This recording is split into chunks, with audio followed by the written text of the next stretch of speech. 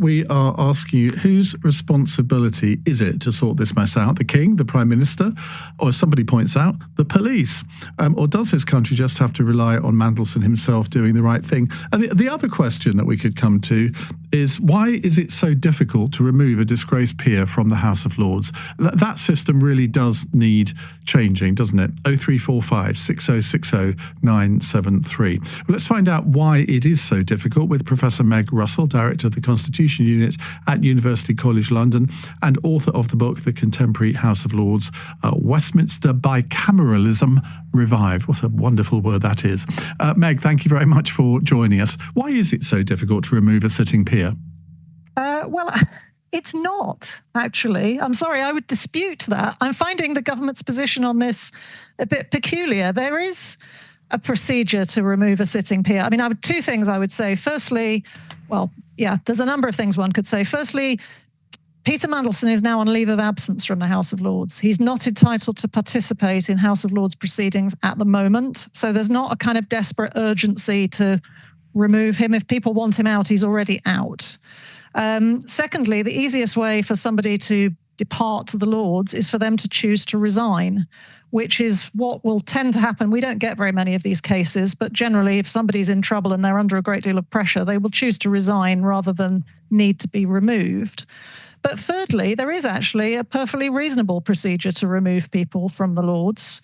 If you've breached the code of conduct in the Lords, peers can vote to remove such a person if they no longer wish them to be there and think they've reached a kind of standard of unacceptable behaviour. So there's a process in place. I'm a bit puzzled as to why the government is complaining about this. It's much more difficult to take somebody's peerage away, as in their title. But It's perfectly easy to get somebody out of the House of Lords. There was a statute was passed in 2015. It was a private member's bill sponsored by the former Lord Speaker, Baroness Hayman, and it made this available. So if they want to get rid of him, they can get rid of him. They just can't remove his peerage. And if the Prime Minister wants his peerage removed, that will take legislation. But that seems a bit odd, doesn't it, to have legislation just to remove one person's peerage. Surely Stephen Flynn was right there.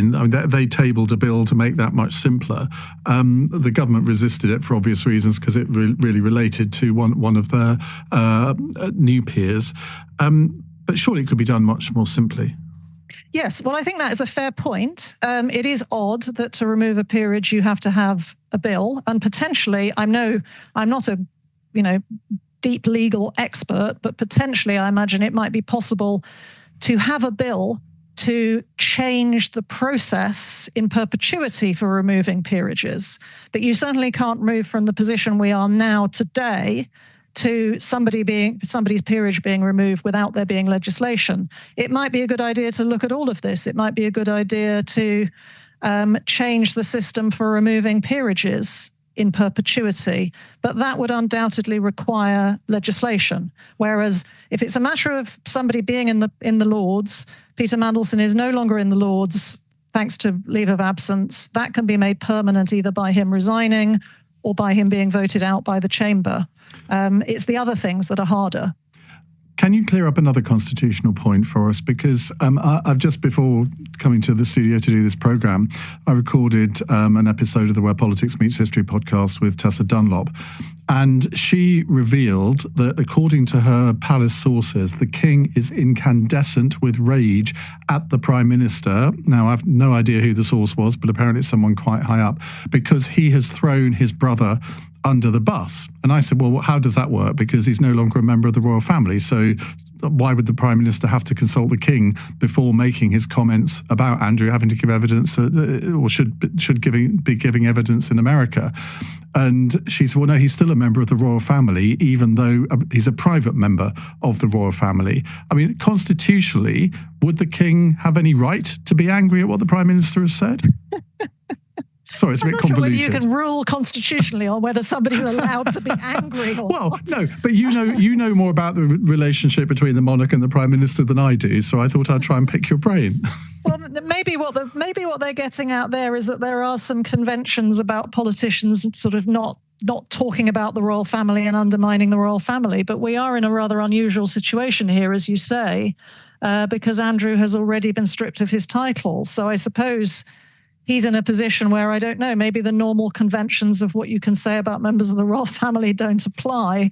But this is all pretty unprecedented stuff that we're seeing at the moment. I would say, if we're looking at the Lords, the House of Lords should not be blamed for what has happened here. And the House of Lords should not be blamed for having inadequate procedures. I think its procedures for removing people are perfectly reasonable now as of the last 10 years. I suppose. But if we're unhappy about things like the links between the peerage and membership of the House of Lords, if we're unhappy with how people get appointed to the Lords and removed from the Lords, I am all up for looking at that. I've been saying for years that these things need looking at. We need a more regularised process of getting people into the Lords, and it's fair enough to have a regularised process for getting them out. But the government needs to decide to legislate on these things and take it seriously. I suppose the point behind the question was, do you consider Andrew still a member of the royal family, or the fact that he's lost all of his titles, does that mean that he no longer counts as one?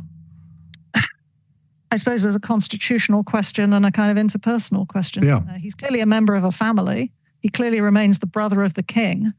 But officially, I think he is no longer a member of the royal family because he's not a working royal. But he's still eighth in line to the throne. I suppose that probably confirms Tessa's point. It's a complicated one. Well, if you find it complicated, I'm quite proud that I do too. Thank you very much indeed. That's Meg Russell there, Professor Meg Russell, Director of the Constitution Unit at University College London.